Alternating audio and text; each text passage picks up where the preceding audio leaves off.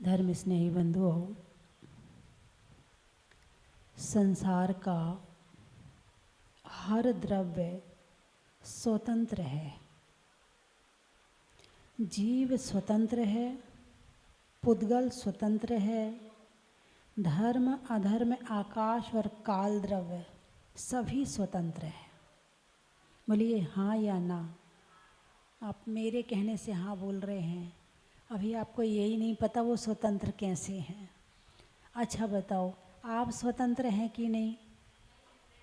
नहीं है ना। अच्छा, आपका मन स्वतंत्र है कि नहीं? किसके बंधन में है?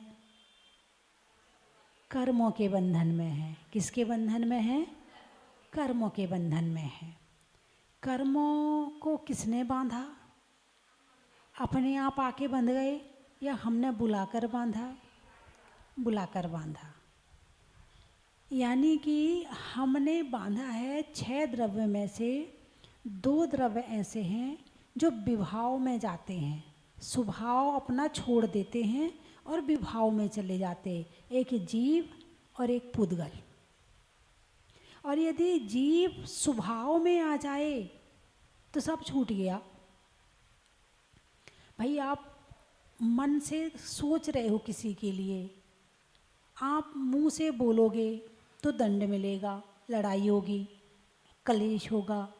शरीर से किसी को मारोगे तो उसमें भी सज़ा मिलेगी। लेकिन मन से आप जो सोचना चाहो वो सोच सकते हो। अच्छा चाहो तो अच्छा सोच सकते हो और बुरा चाहो तो बुरा सोच सकते हो। मन स्वतंत्र है आपका। बोलिए हाँ या ना। आप रोटी बना रहे हैं, मन फ्री है, कुछ भी सोच सकते हो। यानी हम आत्मा के विषय में सोचना चाहें तो कोई मना करेगा क्या? कोई किसी के मुंह को बंद कर सकता है, कोई किसी को हथकड़ियाँ डाल के जेल में बंद कर सकता है, लेकिन ऐसी कोई हथकड़ी बनी कि कोई किसी के मन को बांध सके? हम खुद ही बंधे हुए हैं, किसी ने हमें नहीं बांधा है। हम खुद ही खिंच खिंच के वहाँ जाते हैं, हम खुद ही उसकी तरफ जाते हैं। हमें किसी ने बांधा नहीं है। हाथ पाँव को बांध सकते हैं, मुंह को बांध सकते हैं, मगर मन को बांध सकें, आत्मा को बांध सके, ऐसी कोई कड़ी संसार में नहीं बनी है। संसार का हर द्रव्य स्वतंत्र है, पुद्गल स्वतंत्र है और जीव स्वतंत्र है। जब एक बच्चा जन्म लेता है तो वो बड़ा होता है, कोई रोक सकता है उसे? अरे बोलिए ना, नहीं रोक सकता है। आपके सिर में बाल हैं, एक समय आने पर सफ़ेद होंगे, कोई रोक सकता है? नहीं। आप छत्र चढ़ाओ भगवान को, भगवान मेरे बाल सफ़ेद ना हो, बोलिए ना। नहीं रोक सकता कोई भी हैं। एक समय के बाद में दांत गिरने लगते हैं, रोक सकते हो? कितनी दवाई करवाते हो, दवाई करवाते करवाते भी दांत गिर जाते हैं। फिर होता यूँ है कि जितने बचे हैं भैया उसको भी निकाल दो और नकली वाले लगवा लो, और नकली से काम चलाना पड़ेगा, असली तो चले गए, है ना। शरीर में बुढ़ापा आता है, कोई रोक सकता है? ऊपर से क्रीम पाउडर लगा के और बालों में काली पोत के और ओंठों पे लाली पोत के तुम ऊपर से तो जवान बन सकते हो, मगर शरीर के अंदर जो बुढ़ापे का परिवर्तन है, क्या उसे रोक सकते हो? नहीं रोक सकते हो। यानी पुद्गल भी स्वतंत्र है, वो भी तुम्हारे कहने से नहीं चलता है। जीव भी स्वतंत्र है, बस जीव की मोह माया है कि जो उसको बंधन में डालती है। बंधन में डालने के लिए यदि कोई है तो जीव का मोह है, मोह के कारण बंधन में है, और मोह छोटे तो बंधन छूट गया। अच्छा ये बताओ, आपकी इंद्रियां कितनी हैं? 5 हैं। नाम, स्पर्शन, रसना, घ्राण, चक्षु, कर्ण, 5 इंद्रियां हैं ना। अच्छा, आँख का क्या काम है? देखना। कान का क्या काम है? सुनना। नाक का क्या काम है? सूंघना। और जिह्वा का क्या काम है? स्वाद लेना, है ना। अब किसी के कान खराब हो जाएं तो कान आँख से कहे भैया देख मेरे ना, मैं तो ज़रा बीमार हूँ तो मैं तो काम नहीं कर पा रहा हूँ। आँख से कहे कि तू सुनने का काम कर ले, तो आँख करेगी क्या? नहीं करेगी। अच्छा, नाक खराब हो जाए तो जिह्वा से कह दें तू सूंघने का काम कर ले, तो जिह्वा सूंघेगी क्या? नहीं सूंघेगी। भाई क्यों नहीं सूंघेगी? स्वतंत्र। यहाँ क्या लगाना पड़ेगा? पांचों इंद्रियां स्वतंत्र हैं। आँख अपना काम करेगी, किसी दूसरे का काम नहीं करेगी। आँख का काम देखना है तो वो देखेगी, वो सुनने का काम नहीं करेगी। इंद्र शब्द कैसे, इंद्रियां शब्द कैसे बना? इंद्र शब्द से इंद्रियां बना है। इंद्र किसी का काम नहीं करता। इंद्र किसे कहते हैं? जो राजा होता है ना, वो किसी का काम नहीं करता। ऐसे ही इंद्रियां अपना काम करती हैं, किसी और का काम नहीं करती हैं, है ना। तो पांचों इंद्रियां स्वतंत्र हैं। द्रव्य की स्वतंत्रता को स्वीकार करो।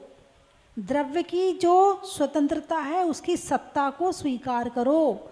यदि उसकी सत्ता को स्वीकार ना करके हम उसे अपने जैसे बनाना चाहते हैं तो समझना हम विफल प्रयास कर रहे हैं। हम केवल उसमें अपने विचार ही लगा रहे हैं, हम केवल उसमें से चिंता ही ले रहे हैं।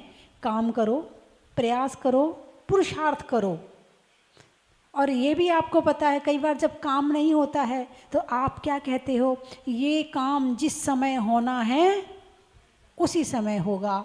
अब मान लो एक परिवार अपनी लड़की की शादी करना चाहता, 5 साल हो गए लड़का ढूंढते हैं, ढूंढ लिया, अहमदाबाद ढूंढ लिया, हाँ जी अभय जी, अजमेर ढूंढ लिया, हाँ जी पवन जी, आगरा ढूंढ लिया, जैन बंधु जी, हैं ढूंढ लिया, खूब ढूंढा, सब जगह, दिल्ली, बम्बई, कलकत्ता, खूब लड़के ढूंढे।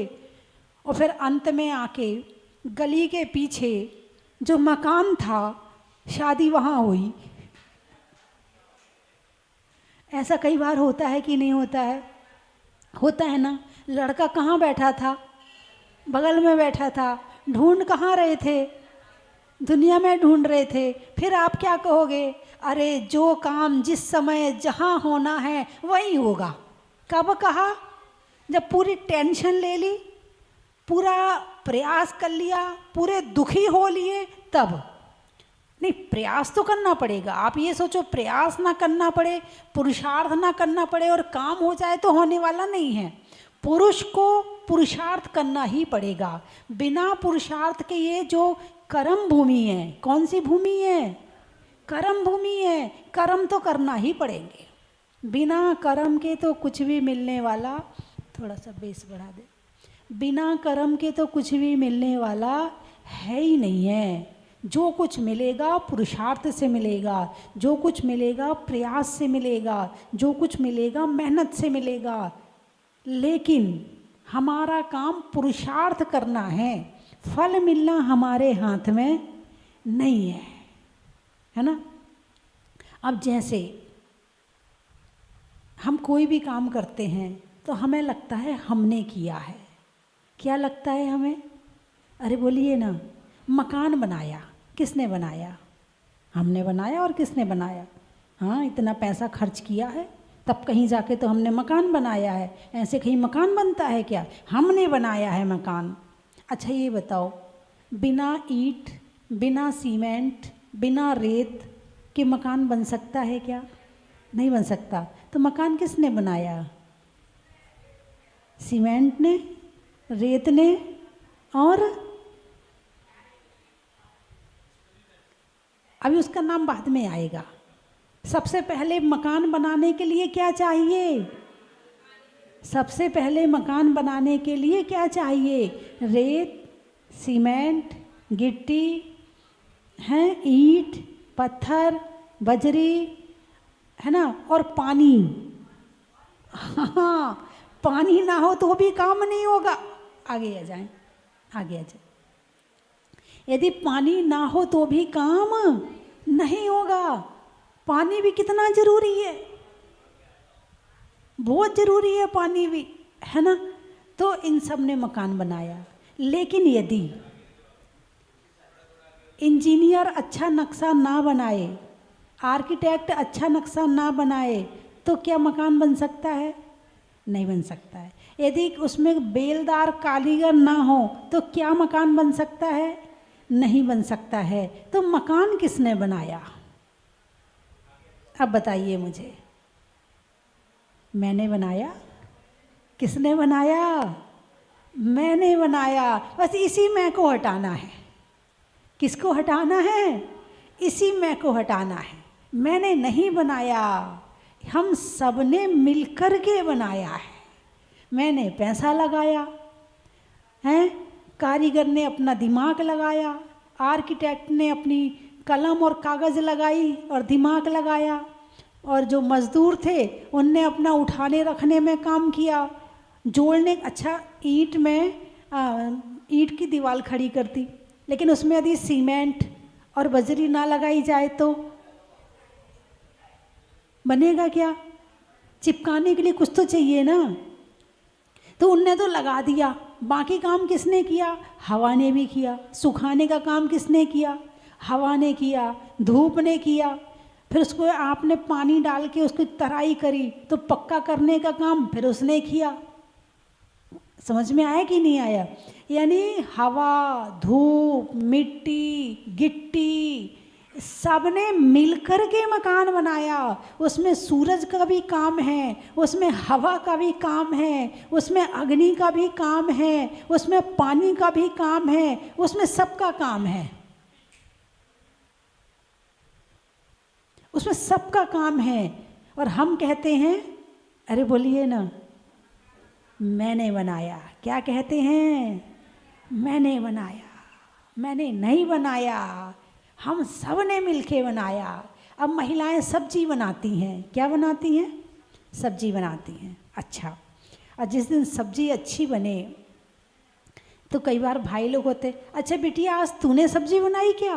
उधर से महिला गुस्सा करते आती। जब भी कोई अच्छी चीज़ बनती तो मेरा नाम तो लेते नहीं, उसका नाम लेते, मैंने बनाई है सब्जी। बोलिए हाँ या ना। अब आप देखिए सब्जी किसने बनाई? सब्जी ने सब्जी बनाई। किसने सब्जी बनाई? सब्जी ने सब्जी बनाई। अच्छा, अब अकेली सब्जी ने भी सब्जी नहीं बनाई। उसमें आपने पहले उसे छीला तो उसमें छिल्ली ने भी काम किया, फिर उसे बिनारा तो चाकू ने भी काम किया, फिर गैस पे आपने बर्तन रखा तो बर्तन ने भी काम किया, गैस जलाई तो लाइटर ने भी काम किया, फिर गैस जली तो गैस ने भी काम किया, फिर उसमें आपने तेल डाला तो तेल ने भी काम किया, फिर उसमें आपने मसाला डाला तो मसाले ने भी काम किया, फिर उसमें अग्नि ने उसे पकाया तो उसने भी काम किया, फिर उसमें एक ढक्कन ढका गया तो उसने भी काम किया। और सब्जी बनाई तो क्या कहते हैं? अरे बोलिए ना, किसने बनाई? मैंने बनाई। मान लो ये पंखा चल रहा है, ठीक है, अभी इस पंखे में आत्मा नहीं है, ये करंट से चल रहा है। किससे चल रहा है? करंट से। यदि इस पंखे के अंदर आत्मा आ जाए तो फिर क्या होगा? कौन हवा कर रहा है? यदि इसके अंदर आत्मा आ जाए तो वो कहेगा मैं हवा कर रहा हूँ। कहेगा नहीं? कहेगा मैं हवा कर रहा हूँ, यानी मैं आ जाएगा। मैं आया और कर्तापन आया, और कर्तापन आया मतलब हम जो द्रव्य की सत्ता है उसे हम भूल गए, उसे हमने स्वीकार नहीं किया। आप लोग आगे आ जाएं, जो पीछे बैठ रहे वो आगे आ जाएं, आगे बहुत सारी जगह है। अभय जी आप यहाँ आ जाएं, आप यहाँ आ जाएं। यानी संसार में जितने द्रव्य हैं सब स्वतंत्र हैं, कोई किसी के बंधन में नहीं है, और सब अपना अपना काम करते हैं, कोई किसी का काम नहीं करता है। अब जैसे मिट्टी से घड़ा बनता है, किससे बनता है? मिट्टी से। मिट्टी से बनता है, ये उसकी उपादान शक्ति है। कौन सी शक्ति है? उपादान शक्ति है। अब कोई रेत का घड़ा बनाना चाहे नहीं बनेगा, क्यों? क्योंकि उसके अंदर उपादान शक्ति नहीं है। पहला चाहिए उपादान शक्ति, दूसरा चाहिए निमित्त। अब सब्जी से सब्जी बनी, अब कोई चाहे कि किसी और चीज़ की कपड़ा की सब्जी बना लें तो बना पाओगे क्या? नहीं बना पाओगे। प्लास्टिक की सब्जी बना लें तो बना पाओगे क्या? नहीं। हर द्रव्य का अपना उपादान है, यानी द्रव्य की अपनी स्वयं की शक्ति को उपादान कहते हैं, और उस शक्ति को जागृत करने में जो काम करता है उसे निमित्त कहते हैं। दो चीज़ें हैं, है ना। एक मिट्टी की उपादान शक्ति है कि वो घड़ा बन सकती है, उसके अंदर घड़ा बनने की शक्ति है, तो ये उसकी उपादान शक्ति हो गई। कुम्हार जंगल में गया, मिट्टी खोद कर लाया, उसने उसका जो भी उसका क्रम होता है उस क्रम से उसने घड़ा बनाया और घड़ा बन गया। तो अब कुम्हार कहे मैंने घड़ा बनाया है, तो क्या कहोगे? किसने बनाया? कुम्हार ने मिट्टी खोदी है, मिट्टी को साफ किया है, मिट्टी में पानी डाला है, उसे चक्की पर चलाया है, उसे अग्नि में रखा है, और इतना काम कुम्हार का है। तो जैसे काम पानी ने किया है, जैसा काम हवा ने किया है, जैसा काम अग्नि ने किया है, वैसे ही काम कुम्हार ने किया है। बोलिए हाँ या ना। लेकिन कुम्हार बोल सकता है क्या? पानी बोल नहीं सकता है, हवा बोल नहीं सकती है, चक्का बोल नहीं सकता है, बोल कौन सकता है? इंसान। तो इंसान कहता है मैंने किया है। ये जो मैंने किया है ना, यहाँ जो ये ज्ञान आ जाए कि जैसे सब निमित्त कारण हैं ऐसे मैं भी निमित्त कारण हूँ, यदि ये ज्ञान आ जाए तो संसार की आधी लड़ाइयाँ खत्म हो जाएं। राजनीति में क्या करते हैं, वहाँ भी मैं चलता है, इतना सा काम। और आजकल तो ये मैं इतना हो गया कि एक भिखारी को एक रोटी भी दे रहे होंगे तो पहले फ़ोटो खींचेंगे, भाई मैंने रोटी दी, मैंने रोटी दी, मैं रोटी दे रहा हूँ। अरे भाई उस भिखारी का पुण्य नहीं होता तो तुम रोटी देने वाले नहीं थे। रोटी नहीं होती तो तुम क्या देते? रोटी नहीं होती तो तुम क्या देते? तो रोटी है ना, इसलिए तो दी है। तुम्हारे पुण्य कर्म से तुम्हें रोटी मिली और उस भिखारी के पुण्य से उसे रोटी मिल रही है, लेकिन उसे अखबार में छपवाते हैं, वहाँ जाकर रोटी बांटी, वहाँ जाकर कंबल बांटे, वहाँ जाकर ऐसा किया, वहाँ जाकर ऐसा किया। ये क्या है? ये हम द्रव्य की सत्ता को भूल गए हैं और द्रव्य की सत्ता की जगह हमने अपना नाम लिख दिया है। और जब तक ये कर्तापन की भावना होती है तब तक सम्यक दर्शन नहीं होता है।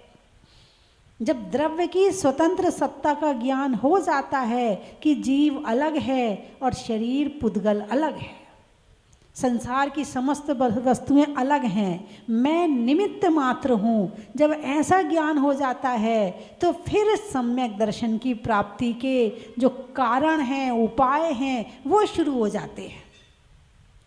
और जब तक ये मैं रहेगा, जब तक आत्मा को नहीं जानेंगे, जब तक आत्मा के गुणों को नहीं जानेंगे, जब तक आत्मा की शक्ति को नहीं जानेंगे, तब तक सम्यक दर्शन की प्राप्ति होने वाली नहीं है। यदि बेटा डॉक्टर बन जाए, नेता बन जाए, बड़ा इंजीनियर बन जाए, हैं, तो क्या कहोगे? बहुत मेहनत करी हमने, बहुत मेहनत करी इसको डॉक्टर बनाने में, करोड़ों रुपया खर्च किया है, तब कहीं जाके ये डॉक्टर बना है। बोले आप सही बोल रहे या गलत बोल रहे? तो सही क्या होना चाहिए? उस बेटे में यदि डॉक्टर बनने की शक्ति ना होती तो क्या तुम उसे डॉक्टर बना पाते? यदि तुम्हारे अंदर डॉक्टर बनाने की शक्ति है तो किसी पागल को डॉक्टर बना के बताओ। बोलिए हाँ या ना? हैं? अच्छा, उस बेटे ने मेहनत करी है तो वो डॉक्टर बना है, उसका पुण्य का उदय आया है, तो वो डॉक्टर बना है, वरना वो डॉक्टर बनने वाला नहीं था। आपने क्या किया? आपने पैसा लगाया है। निमित्त माता पिता है ना। अच्छा, यदि उस बच्चे को कोई बीमारी हो जाए, कोई घटना घट जाए, फिर क्या कहोगे? भगवान ने बहुत बुरा किया उनके साथ में। जवान बेटा था, बताओ, इतनी मेहनत से तो उन्होंने डॉक्टर बनाया था और भगवान ने उसे छीन लिया। बोलिए, कहोगे नहीं कहोगे? हैं? भगवान को तुम्हारे बेटे की ज़रूरत है क्या? भगवान जैसी महान शक्ति, उनको किसी चीज़ की ज़रूरत नहीं है। उन्हें तुम्हारे बेटे की भी ज़रूरत नहीं है कि वो उनको तुमसे छीन ले। और हम दोष किसको देते हैं?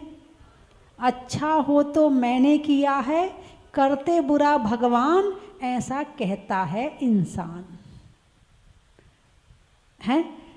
जब परेशानी आती है, दुख आते हैं, भगवान हमने क्या बिगाड़ा है तुम्हारा? अरे खुद ने खुद का बिगाड़ा है, भगवान ने नहीं बिगाड़ा किसी का। हमने ऐसे कर्म किए थे जो हमारे उदय में आ रहे हैं। भगवान को दोष मत दो। भगवान तो आत्मा के ध्यान में लीन है, ना किसी को कुछ देते हैं ना किसी से कुछ लेते हैं। भगवान तो परम सत्ता है, शुद्ध सत्ता है। वो द्रव्य को वो समझ चुके हैं और वो जान चुके हैं और उस चीज़ को उपलब्ध हो चुके हैं जिसको हम नहीं जान रहे हैं, जिसको हम नहीं समझ रहे हैं। तो द्रव्य की स्वतंत्र सत्ता, एक रेत का कण भी हमारे हिसाब से नहीं चलता है। रेत का कण, हाँ ठीक है, उसकी उपादान शक्ति है कि आटा में रोटी बनाने की शक्ति है, तो आपने बना ली, तो इसमें आपका महत्व कम है, उस द्रव्य का महत्व ज़्यादा है। उस आटे की उपादान शक्ति है कि उसके अंदर रोटी बनने की ताकत है, इसलिए तुमने रोटी बनाई है। यदि तुम्हारे अंदर रोटी बनाने की ताकत ही है तो किसी और चीज़ की बना के बताओ, हाँ या ना? तो हर द्रव्य स्वतंत्र है, ये कर्म भूमि है, इसलिए बिना कर्म किए कुछ मिलना नहीं है। हमारा काम केवल कर्म करना है, हमारा काम केवल धर्म करना है, हमारा काम केवल पुरुषार्थ करना है, हमारा काम केवल विचार करके आगे बढ़ना है। फल हमारे हाथ में नहीं है। और अपने आप को कर्ता मान लेते हैं तो सुखी दुखी होते हैं। मेरे हाथ से तो सारा काम बिगड़ गया, और मेरे हाथ से तो छोड़ो, घर में कोई और हो तो ये तो काम ही बिगाड़ता है, इसका तो काम ही बिगाड़ने का है। जब देखो ये गलती करता है, इसके हाथ से कभी सही हो ही नहीं सकता है, ये तो बहुत गलत है। अब बताओ सही या गलत? अरे बोलिए ना, हैं? गलत उसने किया है क्या? निमित्त गलत करने का है, और वो निमित्त भी इतना जबरदस्त होता है कि ये नहीं लगता कि ये निमित्त है, ऐसा लगता है इसने ही किया है। जैसे एक व्यक्ति को किसी ने डंडा मारा, उसके कर्म का उदय आया तो किसी ने उसे डंडा मारा, ठीक है, तो हमने उस व्यक्ति को पकड़ लिया कि इसने डंडा मारा, ठीक है। अब वो दूसरा व्यक्ति कहीं से जा रहा था और अचानक पेड़ की डाल टूटी और उसके ऊपर गिर गई। अब आप किसको पकड़ोगे, किसको सजा दोगे, किसको पीटोगे? अरे बोलिए ना, हैं? किसी को नहीं पीटोगे, फिर क्या कहोगे? अरे भाई उसके कर्म के उदय आया था, है ना। तो कहने का अभिप्राय मेरा है, कर्म सिद्धांत को समझो, द्रव्य की स्वतंत्र सत्ता को समझो और अपने पुरुषार्थ को समझो। पुरुषार्थ में कमी ना करो, पुरुषार्थ में कमी करोगे और फिर आपको फल ना मिले तो फिर आप भगवान से मत कहना। आलस करके खुद तो बैठे रहे, किया तो कुछ है नहीं और नहीं मिला तो फिर भगवान को दोष दे रहे हो। खुद तो सोते रहे, नहीं, मेहनत पूरी करो, काम भी सारे करो, लेकिन अंदर में श्रद्धा ये रखो कि मैं करने वाला नहीं हूँ। मैंने बेटे को डॉक्टर नहीं बनाया, मैंने बेटे को इंजीनियर नहीं बनाया, यहाँ तक कि जन्म भी उसके पुण्य के उदय से हुआ है। आप माता पिता निमित्त मात्र हैं, लेकिन लगता है मैंने तुझे जन्म दिया है। क्या कहते हो? मैंने तुझे जन्म दिया है। यदि उसका पुण्य नहीं होता तो तुम्हारे इतने अच्छे घर में वो पैदा क्यों होता? किसी भिखारी के यहाँ होता ना।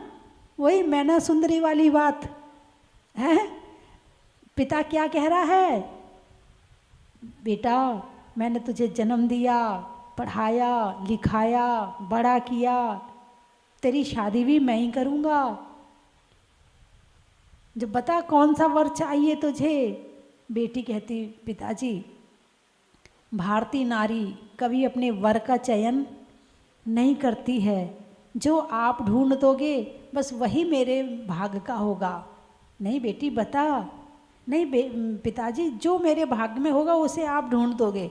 अरे बड़ा भाग्य करती है, ऐसे अपने भाग्य को बड़ा बलवान बताती है। मैंने खिलाया पिलाया बड़ा किया, महल में तुझे स्थान। नहीं पिताजी मेरे भाग्य में था इसलिए मैंने महलों में जन्म लिया है, मेरे भाग्य में था इसलिए मुझे ये महलों के सुख मिले हैं। ओहो अब तो क्या आ गया पिताजी को? गुस्सा आ गया। पिताजी क्या कर रहे थे? कर्तापन। क्या कर रहे थे?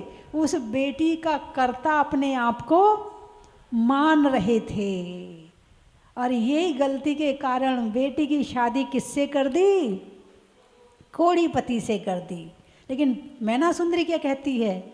मैना सुंदर कहे पिता से, भाग्य उदय जब आएगा।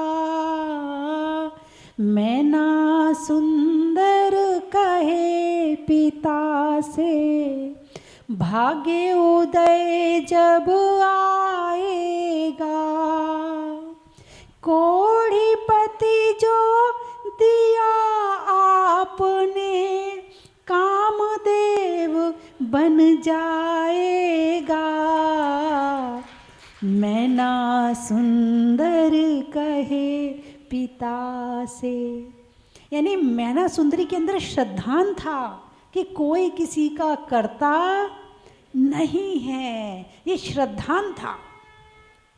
लेकिन वर्तमान में ये कर्तापन की भावना इतनी बढ़ गई है, इतनी बढ़ गई है कि अपने आप को, यानी ये कहा जाए आपके सिर पर जो बाल हैं ना, आप इसके कर्ता भी नहीं है। लेकिन हम द्रव्य की सत्ता को स्वीकार ना करके उसको दूसरे तरह से चमकाना चाहते हैं। अब मान लो ब्यूटी पार्लर जाते हैं तो क्यों जाते हैं? अरे बोलिए ना। नहीं आप लोगों की बात नहीं कर रही, आप लोग थोड़ी जाते हैं। क्यों जाते हो ब्यूटी पार्लर? क्यों जाते हो? चेहरा को चमकाने के लिए। कितनी देर के लिए चमकता है? अरे बोलिए ना। दिन, 2 दिन, 4 दिन, 8 दिन, फिर वो अपने वापस रूप में आ जाता है। तुम फिर घिसवाने जाते, वो फिर वापस रूप में। अरे उसकी सत्ता को स्वीकार करो ना, जैसा है वैसा है। उसकी सत्ता को स्वीकार करो ना। उसे क्यों चमकाना चाहते हो? जो एक बार तुम्हें मिल गया वो ओरिजिनल है। लेकिन नहीं, हम जैसा है वैसा नहीं चाहते। जब कहीं किसी मखमल पे चलते हैं, अच्छे कालीन पर चलते हैं और वो हरे रंग का हो तो क्या कहते हैं? अरे देखो घास जैसा कालीन है। क्या कहते हो? अरे बोलिए ना। घास जैसा कालीन, कैसा मुलायम कालीन, कैसे घास जैसा कालीन है। और जब किसी घास पे चलते हो, अरे ये तो बिल्कुल कालीन जैसी घास है। हम जो है उसको स्वीकार नहीं करते, हम हमेशा उसकी दूसरी चीज़ को देखते हैं। ये उसके जैसे है, ये उसके जैसे। कोई किसी के जैसे नहीं है, सब अपने जैसे है। क्या? कोई किसी के जैसे नहीं है, सब अपने जैसे हैं। कोई किसी के जैसे बनने का प्रयास मत करो, सब अपने जैसे बनने का प्रयास करो। तो मैं कैसा हूँ? मैं भगवान जैसा हूँ। मैं कैसा हूँ? मैं भगवान जैसा हूँ। तो भगवान जैसा बनने के लिए क्या करना पड़ेगा? सबसे पहले अहम बुद्धि, कर्ता बुद्धि छोड़नी पड़ेगी कि मैं कर रहा हूँ, मैं नहीं कर रहा हूँ, ये काम होना था, ये मंदिर बनना था, मैं निमित्त मिल गया, इसलिए उस मंदिर का निर्माण हो गया। और जहाँ ये आया कि मैंने बनाया है, वही मामला कर्तापन कहा जाता है। और सम्यक दर्शन की प्राप्ति तभी होगी जब भेद विज्ञान होगा, जब द्रव्य की स्वतंत्र सत्ता का ज्ञान होगा।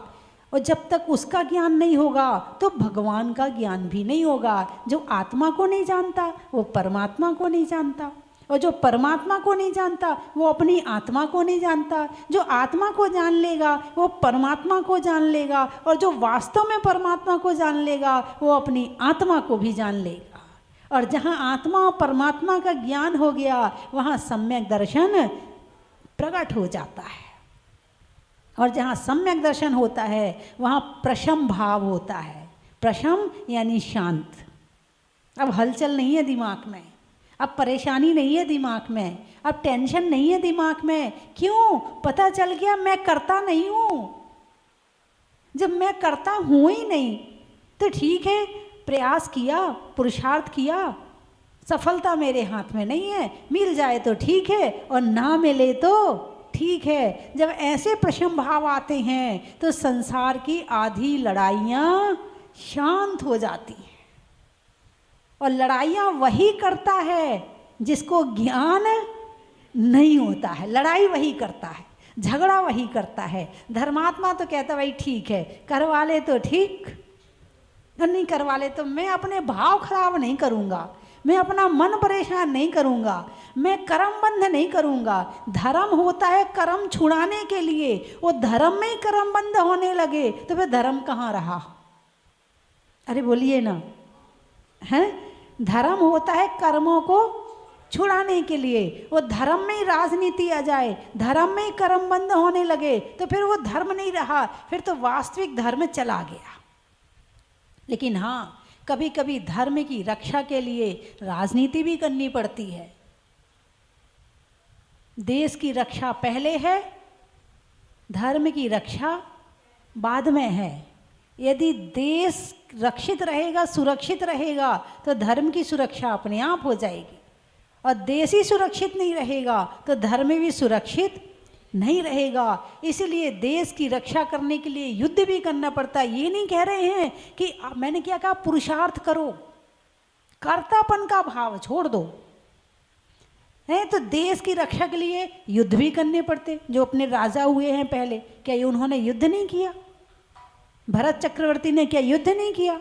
कृष्ण ने क्या युद्ध नहीं किए? राम ने क्या युद्ध नहीं किए? श्रीपाल ने क्या युद्ध नहीं किए? सबने युद्ध किए हैं। लेकिन जहाँ जिसकी जैसी ज़रूरत है, वैसा आप घर में रह रहे हो तो आपका धर्म गृहस्थी के अनुसार होगा। जो साधु है तो साधु का धर्म अलग होगा। और कभी कभी ज़रूरत पड़ जाती है तो किसी किसी साधु का उदाहरण भी आता है कि जब देश पर किसी का आक्रमण हो रहा था तो, और वो दीक्षित थे तो उन्होंने दीक्षा छोड़ी, युद्ध किया। हाँ, युद्ध आता है, उदाहरण किसी शास्त्र में है। तो युद्ध किया उन्होंने, देश को, राज्य को सुरक्षित किया, और उसके बाद फिर जाकर के दीक्षा ली। विष्णु कुमार मुनि ने क्या दीक्षा नहीं छोड़ी थी? किसकी रक्षा के लिए? 700 मुनि राजों की रक्षा के लिए क्या दीक्षा नहीं छोड़ी थी? ये नहीं कह रहे कि आप लड़ो मत, लेकिन अपनों से मत लड़ो, शत्रु से लड़ो। क्या? अपनों से लड़के अपनी एनर्जी वेस्ट मत करो, उसे बचा के रखो। जहाँ जरूरत पड़े धर्म की रक्षा के लिए, देश की रक्षा के लिए, परिवार की रक्षा के लिए, संतों की रक्षा के लिए, वहाँ अपनी एनर्जी लगाओ। अपनों से मत लड़ो कि पति पत्नी से लड़ रहा है और पत्नी पति से लड़ रही, और दोनों लड़ लड़ के एक टेंशन में घर में बैठी है और एक दुकान में बैठा, उसकी ना दुकान चल पा रही ना इसका घर चल पा रहा। ऐसे मत लड़ो। अपनों से तो प्यार करो, लेकिन जहाँ जरूरत पड़ जाए तो लड़ने की बात भी आती है। लेकिन सम्यक दृष्टि जी एक राजा था, मैं नाम भूल गई हूँ, तो उसका जो मंत्री था वो प्रतिमाधारी था, वो श्रावक था। अब मंत्री था, सेनापति भी था, सेनापति उससे ज़्यादा धर्मात्मा था। तो जब युद्ध हुआ तो सेनापति युद्ध करने गया। उस सेनापति को राजा बहुत चाहता था, तो और लोग उससे जलते थे। अब वो दिन भर तो युद्ध करता और शाम को 1 इंद्री, 2 इंद्री, 3 इंद्री, 4 इंद्री, 5 इंद्री जीवों को सताया हो, पीड़ा दी हो, मैंने कष्ट पहुंचाया हो, उन्हें आतापन पहुंचाया हो, परितापन पहुंचाया हो, तो तस्मिच्छामि दुक्खड़म, मैं उन सब जीवों से क्षमा मांगता हूँ। प्रतिक्रमण करता था, शाम को बैठ कर के रोज प्रतिक्रमण करता था। एक ईर्ष्यालु ने सुन लिया, उसने राजा से जाके कह दिया, बोले महाराज, जिस सेनापति को आपने सेनापति बनाया वो क्या युद्ध करेगा? वो तो 1 इंद्री, 2 इंद्री, 3 इंद्री, 4 इंद्री से क्षमा मांग रहा है, वो क्या युद्ध करेगा? राजा ने बुलाया सेनापति को, भाई तुम ऐसा कर रहे? बोले हाँ महाराज, मैं श्रावक हूँ, मेरे श्रावक का धर्म है कि मुझे प्रतिदिन प्रतिक्रमण करना चाहिए, हर श्रावक को करना चाहिए। वो तो सेनापति था, वो तो करता ही था, सबको करना चाहिए प्रतिक्रमण। ऐसा कोई जीव ना हो जिसे प्रतिक्रमण नहीं करना चाहिए, क्योंकि दिन भर में दोष तो लगते ही लगते हैं, इसलिए प्रतिक्रमण जरूर करना चाहिए। रात भर का प्रतिक्रमण सुबह और दिन भर का प्रतिक्रमण शाम को, और नहीं तो दिन में 1 बार तो कर ही लेना चाहिए। हर जिनवाणी में होता है प्रतिक्रमण। तो सेनापति से पूछा राजा ने, तुम प्रतिक्रमण करते? हाँ महाराज, मैं प्रतिक्रमण करता हूँ, मैं श्रावक हूँ, मैं अपने धर्म का पालन तो करूँगा। तो फिर युद्ध कैसे करते हो? बोले महाराज, मैं जो है 3 हिंसा, 4 प्रकार की हिंसा होती है, आरंभी, उद्योगी, विरोधी और संकल्पी। मैं आरंभी, घर संबंधी हिंसा का त्यागी नहीं हूँ, मैं विरोधी हिंसा का त्यागी नहीं हूँ। मेरे देश पर, मेरे धर्म पर जब भी संकट आएगा मैं डटकर सामना करूँगा, है ना। और उद्योगी, व्यापार संबंधी हिंसा का त्यागी नहीं हूँ, मैं केवल संकल्पी हिंसा का त्यागी हूँ कि मैं संकल्प पूर्वक बिना व्यर्थ में, बिना किसी कारण किसी जीव की हत्या नहीं करूँगा। तो मेरा इसका त्याग है, लेकिन मैं प्रतिदिन प्रतिक्रमण करता हूँ, इसलिए प्रतिक्रमण तो जरूर करूँगा। मेरे दुश्मन से भी मैं क्षमा मांगूंगा। जब मैं प्रतिक्रमण करने बैठता हूँ तो संसार में मेरा कोई दुश्मन नहीं होता है, सब मेरे मित्र हैं, मेरी किसी से दुश्मनी नहीं है, कोई मेरा शत्रु नहीं है, मेरा किसी से बैर नहीं है, मेरा किसी से विरोध नहीं है। सब जीव मुझे क्षमा करें और मैं सब जीवों को क्षमा करता हूँ, ये मेरा नियम है। तो क्या करना है? यहाँ से जीना है। कहाँ से जीना है? यहाँ से जीना है। मैं कोई काम करने को रोक नहीं रही, काम तो आप करेंगे ही सारे। बिना काम के आपके गृहस्थी नहीं चलने वाली, बिना काम के धर्म नहीं चलने वाला, बिना काम के जिन मंदिर का निर्माण नहीं होने वाला, बिना काम के तीर्थों का उद्धार नहीं होने वाला। आपको सब कुछ करना है, लेकिन करने के साथ साथ केवल सोच बदलनी है। क्या बदलनी है? सोच बदलनी है। सोच के बदलते ही सम्यक दर्शन की प्राप्ति हो जाती है। तो बंधुओं, आज हमारे बीच में अभय कुमार जी अहमदाबाद से आए हुए हैं और आप तन, मन और धन तीनों से प्रभु की भक्ति, प्रभु की आराधना और संतों की सेवा करते हैं और करीब 6 वर्ष से जहाजपुर से जुड़े हुए हैं। एक बार जोरदार ताली बजा के आपका स्वागत करें। और हमारे बीच में क्या नाम है? पवन जी। पवन जी अजमेर से आज पहली बार आए हैं, तो लेकिन फिर भी आपसे चर्चा करके बड़ा अच्छा लगा। और जैसा अभय जी ने बताया कि आप भी जब भी ज़रूरत पड़े तो जैन समाज की सेवा में, जैन धर्म की सेवा में, जैन संतों की सेवा में आप भी हमेशा आगे रहते हैं। एक बार आपका भी जोरदार ताली बजा के स्वागत करें। और आपके साथ में अजमेर जैन समाज के अध्यक्ष भी पवन जी बन चुके हैं। बहुत बढ़िया, एक बार अध्यक्ष पद के लिए ताली बजा के स्वागत करें। और अहमदाबाद में तो ऐसा कोई नहीं होगा जो अभय जी को ना जानता हो। अभय जी को सब जानते हैं, है ना। और उनके साथी भी आए हुए हैं। और हमारे जैन बंधु जी को, आगरा वालों को तो जानते ही हैं, जब भी आते हैं तो सोनागिर में 5-10 दिन रहे बिना जाते नहीं हैं। कम से कम 5-10 दिन तो रुकते ही रुकते हैं और हर तरह से जिन धर्म की सेवा करते हैं। एक बार आपके लिए भी जोरदार ताली बजा के स्वागत करें। और हमारे तीर्थ के मंत्री श्री बालचंद जी कहाँ हैं? बैठे हैं वो? अच्छा, सब वाइट हो रहे क्या?